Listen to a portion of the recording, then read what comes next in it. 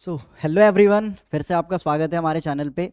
पिछले लेक्चर में हमने डेरिवेशन करा था, किसका? मेयर्स फॉर्मूला का डेरिवेशन करा था, which is basically relation between CP and CV. ठीक है। ये मेयर्स फॉर्मूला क्या होता है बेटा? सीपी और सीवी के बीच में रिलेशन बताता है कि सीपी माइनस सीवी क्या होता है? आर। ठीक है। जहाँ पे सीपी हमने देखा था specific heat at constant pressure, ये होता है specific heat at constant volume, R होता है यूनिवर्सल गैस कॉन्स्टेंट होता है। ठीक है। अच्छा, फिर हमने रिजल्ट ड्राइव करके देख लिया था और बाद में हमने पता चला था क्या कि भाई सीपी बड़ा होता है किससे? सीवी से। ठीक है, ये हमने प्रूव करा था। अच्छा, पिछले वाले डेरिवेशन में ना ये मैंने इक्वेशन फर्स्ट लिखा, मैं ये बता रहा था ये इक्वेशन सेकंड है। ठीक है, तो करेक्शन कर लेना, यहाँ पे क्या होगा? इक्वेशन सेकंड होगा। ठीक है, सो इक्वेशन सेकंड से हमने डेल्टा यू अपन में डेल्टा टी बराबर क्या लिखा था? सीवी लिखा था। ठीक है, सो ये छोटी सी मिस्टेक थी, मिस्टेक तो नहीं कह सकते बट हाँ, इसको करेक्शन कर लेना। ठीक है, चलिए।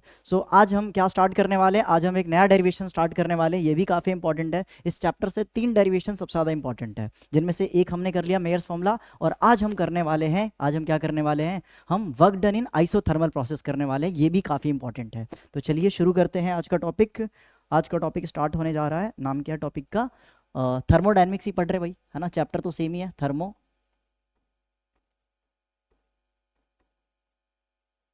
थर्मोडायनेमिक्स। ठीक है। आज जो हम डेरिवेशन स्टार्ट करने जा रहे हैं, ठीक है, उस डेरिवेशन का नाम है, क्या नाम है उस डेरिवेशन का? Work done in isothermal process. Isothermal process. Isothermal process में हम आज वर्क कैलकुलेट करके देखेंगे। सो बेसिकली इसको ऐसे क्वेश्चन पूछा जाता है एग्जाम में कि calculate work done in isothermal process. ठीक है, तो कभी भी डेरिवेशन स्टार्ट करने से पहले पूरे चैप्टर में एक डायग्राम बार बार आता है। ठीक है, ये डायग्राम जरूर बना लेना। कौन सा? ये हमने सिलेंडर ले लिया भाई साहब, ठीक है, इसके अंदर गैस फिल कर दिया और इसमें लगा देते हैं एक मूवेबल पिस्टन जो कि मूव कर सकता है। ठीक है, ये है हमारा मूवेबल पिस्टन। ये क्या है हमारा? मूवेबल मूवेबल पिस्टन है। ठीक है, मूवेबल पिस्टन है। अच्छा, इसके अंदर गैस भरी हुई है ना? ठीक है, और ये हमारा सिलेंडर है। ठीक है, ये पूरा सिलेंडर ही हमारा क्या हो गया? एक तरह से सिस्टम हो गया हमारा, पूरा सिलेंडर सिस्टम हो गया। ठीक है, चलो, और ये बाकी सिस्टम की बाउंड्री है ना? अच्छा देखो, ये डेरिवेशन स्टार्ट करने से पहले हमें कुछ कंडीशन पता होना चाहिए। ठीक है, सो कंडीशन क्या है भाई? Condition condition of work work in isothermal process. Isothermal process में, ठीक है, आइसोथर्मल प्रोसेस में कुछ कंडीशन आपको फुलफिल करना पड़ेगा, तभी आप वर्क डन करवा पाओगे, या इन्हीं कंडीशन में वर्क होता है आइसोथर्मल प्रोसेस में। पहली बात, आइसोथर्मल क्या होता है? तो ध्यान से देखो, आइसो मतलब होता है सेम। ठीक है, आइसो मतलब होता है सेम, और थर्मल मतलब क्या होता है? थर्मल मतलब होता है टेम्परेचर। यानी भाई आइसोथर्मल प्रोसेस में टेम्परेचर तो होने वाला है सेम, इट मीन्स कॉन्स्टेंट। ठीक है, सो यहाँ पे टेम्परेचर क्या होता है? टेम्परेचर कांस्टेंट होता है। कांस्टेंट बोले तो सेम होता है। ठीक है, टेम्परेचर तो भाई साहब कांस्टेंट रहने वाला है। पहला कंडीशन ये है। सेकंड कंडीशन क्या होता है कि आइसोथर्मल प्रोसेस में जो वर्क डन होता है काफ़ी स्लो प्रोसेस है। ठीक है, सो ये स्लो प्रोसेस होता है एक। ठीक है, स्लो प्रोसेस होता है। ठीक है, और तीसरा कंडीशन क्या है? जो हम ये वॉल लेते हैं, यानी कि ये जो बाउंड्री लेते हैं, ये बाउंड्री कैसा होना चाहिए? ये बाउंड्री इसमें हमारा कंडक्टिंग होना चाहिए। ये जो बाउंड्री है यानी कि वॉल है, इसमें कंडक्टिंग कंडक्टिंग या कंडक्टिंग के लिए एक दूसरा टर्म होता है, क्या कहते हैं? डायाथर्मिक। तो कंडक्टिंग या फिर डायाथर्मिक डायाथर्मिक वॉल।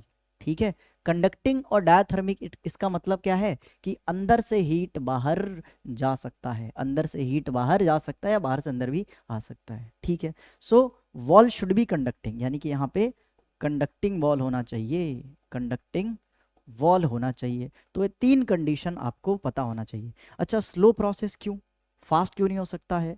तो फास्ट प्रोसेस अगर करोगे ना, अगर फास्ट मतलब पिस्टन को मूव करवाओगे, कंप्रेस करवाओगे, तो प्रेशर बढ़ेगा, और प्रेशर बढ़ने से क्या होता है? टेम्परेचर बढ़ता है, और जहाँ टेम्परेचर चेंज हुआ तो भाई साहब आइसोथर्मल कहाँ रहा? टेम्परेचर तो तुमने कर दिया चेंज। यहाँ पे टेम्परेचर होना चाहिए क्या होना चाहिए? कांस्टेंट होना चाहिए। तो स्लो प्रोसेस रखते हैं। दूसरा, स्लो प्रोसेस इसलिए भी रखते हैं ताकि जो एक्सेस हीट जनरेट हो, क्योंकि अगर हम प्रेशर लगा रहे हैं हीट तो पक्का जनरेट होगा, जो एक्सेस हीट हो वो बाहर निकल सके, मतलब सिस्टम कि जो टेम्परेचर पहले थी वही बाद में होना चाहिए, ठीक है। सो टेम्परेचर कांस्टेंट मेंटेन करने के लिए प्रोसेस को हम स्लो रखते हैं और वॉल को कंडक्टिंग रखते हैं so that excess heat can be escape, ठीक है, और टेम्परेचर हमारा क्या रहे, कांस्टेंट रहे, ठीक है। सो इसलिए ये 3 कंडीशन हम लेते हैं, ठीक है। वैसे मेनली तो यही दोनों कंडीशन है कि work done in isothermal process slow process होता है और दूसरा कंडक्टिंग वॉल को लेते हैं हम सिस्टम का, ठीक है। चलिए अब डेरिवेशन स्टार्ट कर रहे हैं इतना थियरी के बाद, ठीक है।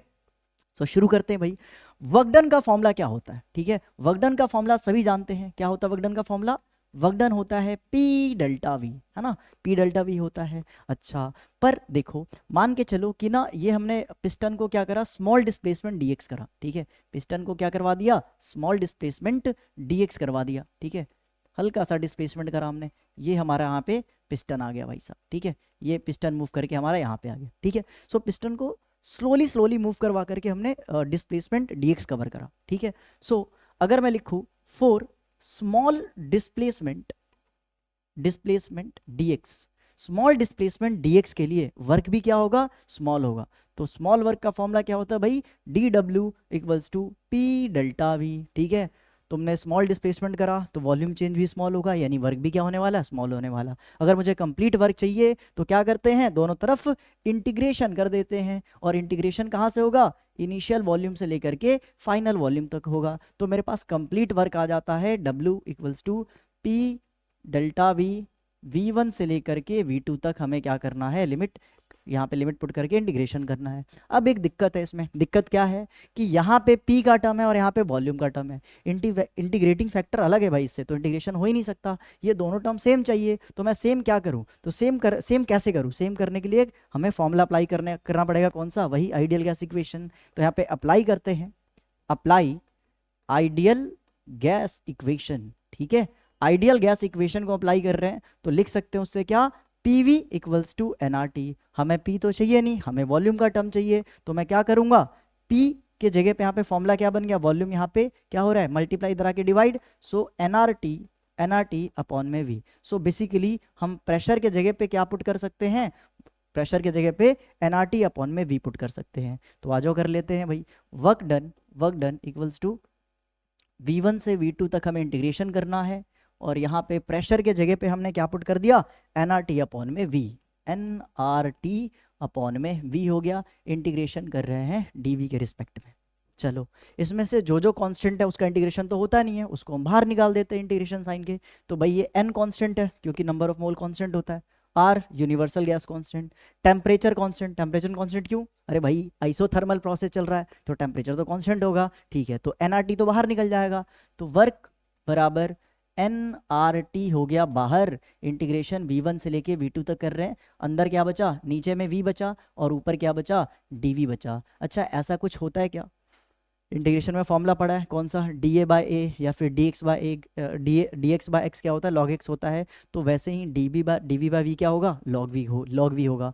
तो W यानी कि वर्क डन इक्वल्स टू लिख सकते हैं क्या, NRT, और यहाँ पे DV/V को हम क्या लिख सकते हैं, नेचुरल लॉग V लिख सकते हैं। लिमिट कहाँ से कहाँ है बेटा, लिमिट V1 से लेकर के V2 तक है। अब क्या करने वाले हैं, अब बस लिमिट पुट करना, हमारा आंसर आने वाला है, ठीक है। देखो सबसे पहले upper limit minus lower limit, सबसे पहले अपर लिमिट पुट करो। अपर लिमिट क्या आ गया इसमें, अपर लिमिट आ गया ln V1 minus, sorry upper limit क्या है, V2 है ना, तो natural log V2 minus ln, फिर ये लोअर लिमिट पुट करो V1, ठीक है। ये कहीं फॉर्मूला देखा है आपने, बिल्कुल ये फॉर्मूला आपने देखा होगा, log A minus log B, ठीक है। log A minus log B, इसका फॉर्मूला क्या होता है, log A/B। तो इसको मैं कैसे लिख सकता हूँ, वर्क इक्वल्स टू NRT, ठीक है। नेचुरल लॉग इसको हम लिख सकते हैं, इसको कैसे लिख सकते हैं, V2/V1। अच्छा देखो अगर नेचुरल लॉग से लॉग में जाना है तो उसका एक छोटा सा ट्रिक है क्या, कि इसको ना 2.303 से हम क्या कर देते हैं, मल्टीप्लाई कर देते हैं। आ जाओ फिर इसको लॉग में कन्वर्ट करके देख ले रहे हैं, ठीक है। आप रिजल्ट लॉग में कन्वर्ट करके लाके फिर छोड़ोगे, ठीक है।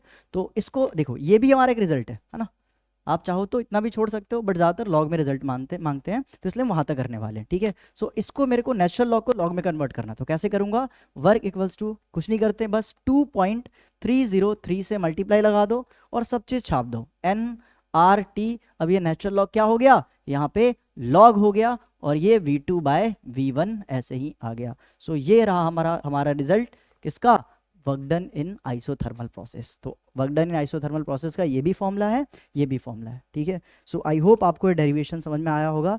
मिलते हैं नेक्स्ट क्लास में, टिल देन बाय।